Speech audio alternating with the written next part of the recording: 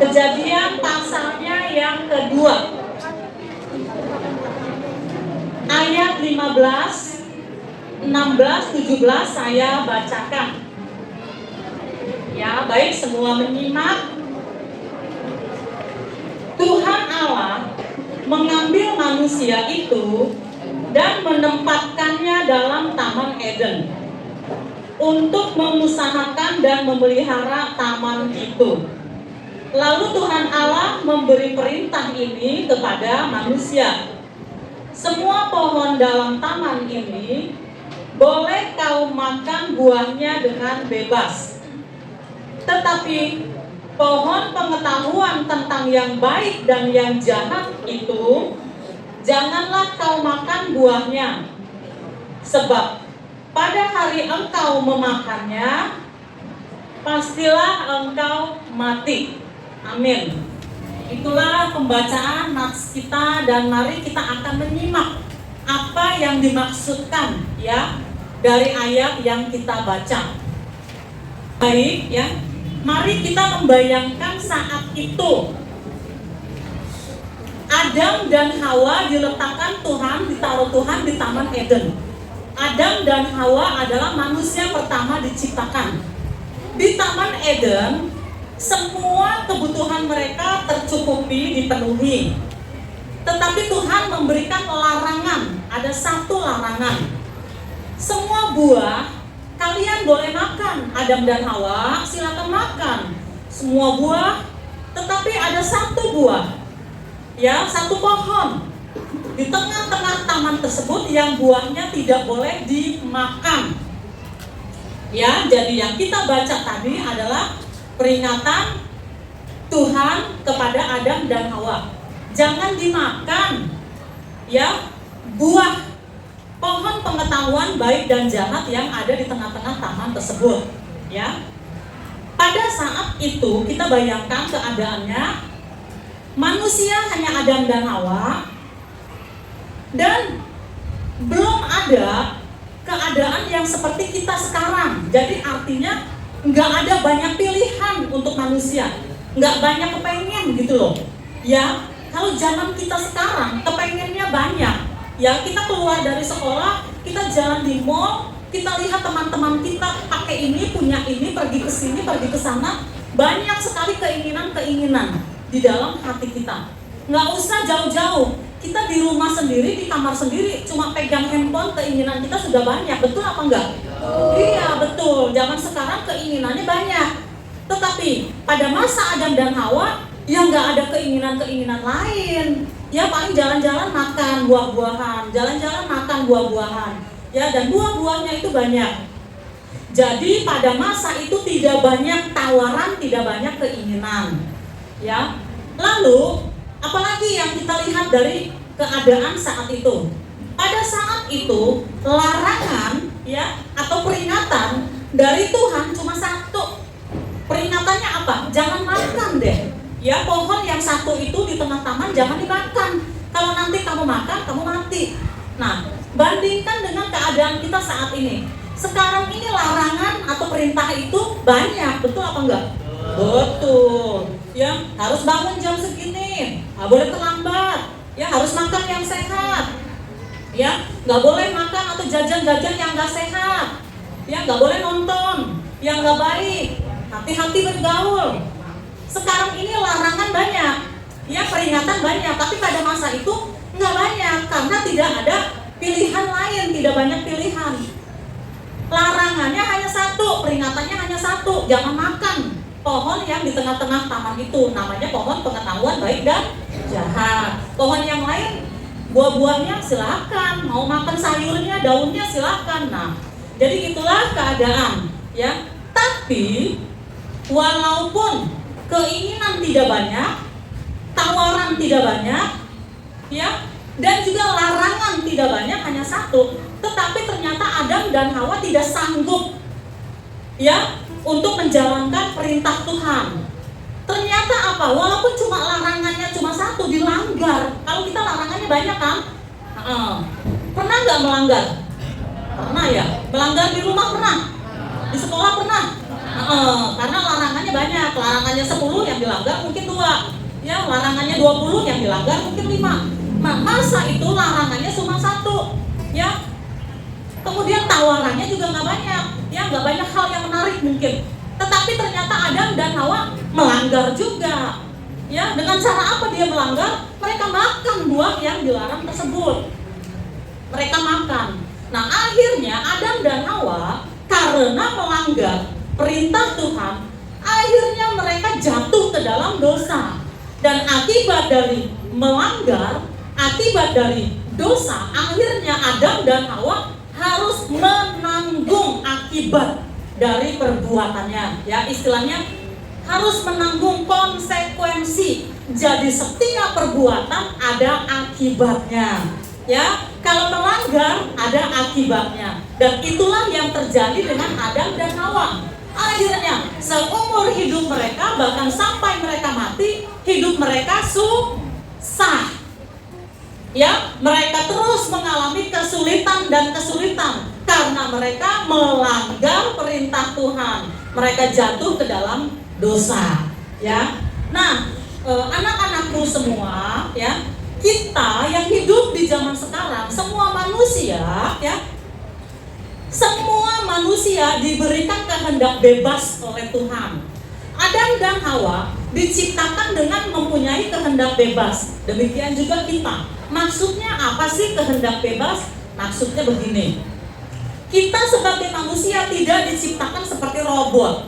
Adam dan Hawa tidak diciptakan seperti robot. Ya, cuma pakai remote control, ya. Langsung cetek, ya. Suruh jalan ke kiri, suruh jalan ke kanan, dia ke kanan. Suruh berhenti, dia berhenti. Kan begitu kalau robot, ya. Diperintah pakai apa? Remote, ya. Kayak kita nyalain apa, TV lah, atau AC atau apa. Tetapi manusia tidak diciptakan seperti robot. Manusia diciptakan dengan mempunyai kehendak bebas. Dan kehendak bebas itu digunakan oleh Adam dan Hawa untuk memilih yang salah. Mereka tidak taat kepada Allah. Mereka melanggar Allah. Mereka makan buah yang dilarang. Demikian juga kita semuanya, anak-anak semua, ya, saya juga, kita semua punya kehendak bebas. Apakah kita mau taat atau tidak, ya, itu semua tergantung dari pilihan kita masing-masing. Anak-anak, ya, ketika kita balita, ya, ketika kita kanak-kanak, kita sudah mempunyai kehendak bebas. Hanya saja sebagai kanak-kanak mungkin nggak terlalu mikir akibatnya apa, jalanin aja, ya. Dan kadang-kadang sebagai kanak-kanak, ya, kita hanya mengikut arus, ikut-ikutan, kita nggak mikir akibatnya apa, ya. Ketika kita melakukan sesuatu, kita memilih melakukan sesuatu, memutuskan sesuatu, kita asal aja nggak pikir akibatnya. Tetapi sekarang anak-anak sudah SMP. Kalau SMP itu rata-rata umurnya 12 tahun ke atas, ya, yang kelas 1, ya, yang kelas 7, ya, lalu kelas 8, kelas 9, ada yang umurnya 14, 15, mungkin ada yang 16. Nah, saya mau kasih tahu, ya, secara ilmu kejiwaan, tahu ilmu kejiwaan? Tahu, ya. Secara ilmu psikologi, seorang manusia dianggap mengerti arti pilihannya. Jadi bukan ikut-ikutan, ya. Mengerti arti pilihan itu adalah di usia 12 tahun. Jadi seorang yang umurnya sudah 12 tahun seharusnya dia mengerti apa artinya pilihan. Ketika dia memilih sesuatu, dia sudah harus mengerti apakah pilihan itu adalah dari dasar hatinya untuk apa, atau hanya untuk ikut-ikutan, dan sudah bisa mengerti apa akibatnya, apa konsekuensi dari pilihannya. Jadi anak-anak SMP seharusnya di dalam bertindak, memilih untuk melakukan sesuatu dan bertindak, seharusnya dipikir-pikir apa akibatnya. Setuju nggak? Setuju, ya. Nah, jadi, ya, karena anak-anak sudah SMP, jadi jangan hanya sekedar ikut-ikutan di dalam pergaulan, di dalam kehidupan sehari-hari. Jangan cuma sekedar, ya, mau ngapain ikut-ikutan, mau ngapain ikut-ikutan, ya, ikut arus, ya, atau mungkin mau ngapa-ngapain, yang penting kepengen, yang penting mau, nggak dipikirin akibatnya. Jangan seperti itu, karena 12 tahun sudah mengerti apa arti pilihan dan sudah bisa mengerti apa akibat dari pilihan mereka. Anak-anakku, setiap perbuatan kita pasti ada akibatnya. Ya, Alkitab mengatakan semua perbuatan ada akibatnya. Kalau kita berbuat yang baik, maka kita akan menuai hal yang baik. Kalau kita melakukan yang tidak baik, kita akan menuai hal-hal yang tidak baik. Jadi, nasihat saya buat anak-anak semua, ya, mari kita hati-hati, ya, di dalam pergaulan kita, di dalam sikap hidup kita, di dalam kebiasaan kita, ya, kita harus berpikir apa yang baik untuk kita, apa yang baik untuk masa depan kita. Tadi saya katakan setiap perbuatan dan setiap pilihan ada konsekuensinya, dan konsekuensi ada akibatnya, dan tadi saya katakan umur 12 tahun adalah usia di mana seorang manusia sudah bisa mengerti apa arti pilihan dan apa arti konsekuensi atau akibat. Lalu, ya, saya juga ingin, ya, anak-anak mengerti, ya, bahwa masa depan kita adalah tergantung dari diri kita sendiri. Ya, kita nggak bisa mengandalkan orang lain dan juga mengandalkan orang tua. Ya, kalau orang tua jenderal, maka anak pasti jenderal. Oh, belum tentu. Kalau orang tua pengusaha, anak pasti pengusaha. Kalau orang tua sukses, anak pasti sukses. Belum tentu. Tapi sebaliknya, kalau orang tua nggak punya apa-apa, belum tentu nanti anak-anaknya besarnya nggak punya apa-apa. Kalau anak, ya, kalau seorang tua hanya tamat SD, nggak tamat SD, belum tentu anak-anaknya nanti nggak tamat SD. Betul? Ya, kita tahu ada banyak orang, ya, contohnya adalah adik-adik, anak-anak, saya tanya, siapa yang tahu toko buku Gunung Agung? Angkat tangan, denger aja, toko buku Gunung Agung, siapa yang tahu? Nggak tahu toko buku Gunung Agung? Oh, banyak yang tahu. Tokonya besar nggak? Besar, ya. Dan bukan hanya Gunung Agung, ya, tetapi ada perusahaan-perusahaan lain mereka miliki. Ya, kira-kira yang punya kaya nggak? Kira-kira mereka pengusaha besar nggak? Ya, nah, pengusaha besar yang punya toko Gunung Agung yang cabangnya ada seluruh Indonesia, dan Gunung Agung itu tokonya besar sekali seperti mall besar. Yang punya sudah meninggal, ya, sekarang anak-anaknya yang meneruskan. Yang punya itu namanya Mas Agung. Mas Agung itu dulunya hanya pedagang kaki lima, pedagang asongan. Tetapi karena dia mau memilih hal-hal yang baik, dia melakukan hal-hal yang baik, dia jujur dari kecil, ya, dan dia bersikap baik, rajin, tanggung jawab, ya, dan seterusnya dari kecil. Setelah besar, setelah dewasa, dia berhasil. Nah, oleh karena itu, bagi anak-anak semua, kalau ingin masa depannya baik, mari mulai dari saat ini, SMP, usia 12 tahun ke atas kita, ya, anak-anak, ya, sudah bisa memilih yang baik. Lakukanlah yang baik, supaya apa? Masa depan menjadi baik, karena masa depan nanti tergantung dari hari ini. Kalau hari-hari ini kita melakukan yang baik, maka kita akan menuai yang baik, ya. Jadi itu, ya, yang saya sampaikan. Mari kita belajar memilih yang baik, melakukan yang baik, dan memilih yang baik, melakukan yang baik. Kita sudah punya petunjuk, dan petunjuk kita adalah firman Allah. Alkitab adalah petunjuk, ya. Jadi mari kita lakukan sesuai dengan firman Allah, sesuai dengan Alkitab. Kita hidup baik, hidup benar, berkata baik, berkata benar. Itu artinya kita sedang menabung untuk masa depan kita, ya. Kehendak bebas, pilihan bebas yang Allah serahkan kepada diri kita, ya, kita lakukan dengan bertanggung jawab, yaitu dengan melakukan hal yang benar, ya, yang baik dan benar. Dan saya percaya masa depan anak-anak semua ada di dalam tangan Tuhan. Amin.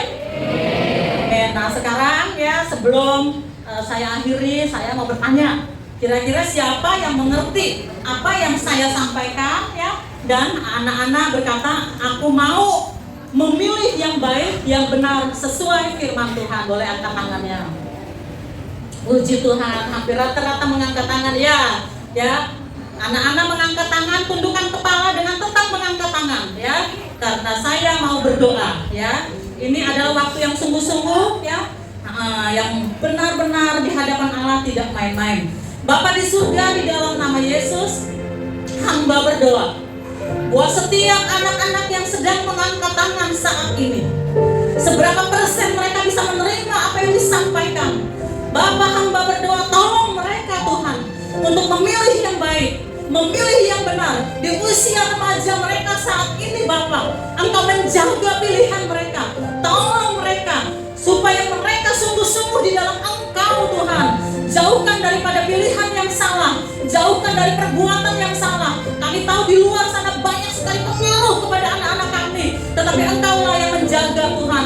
Dan masa depan mereka di dalam tangan-Mu Tuhan. Mereka akan menjadi orang yang baik, orang yang berhasil. Mereka akan sukses karena Tuhan yang memimpin jalan hidup mereka. Dalam nama Tuhan Yesus, kami sudah berdoa, kami sungguh bersyukur, dan kami bangga punya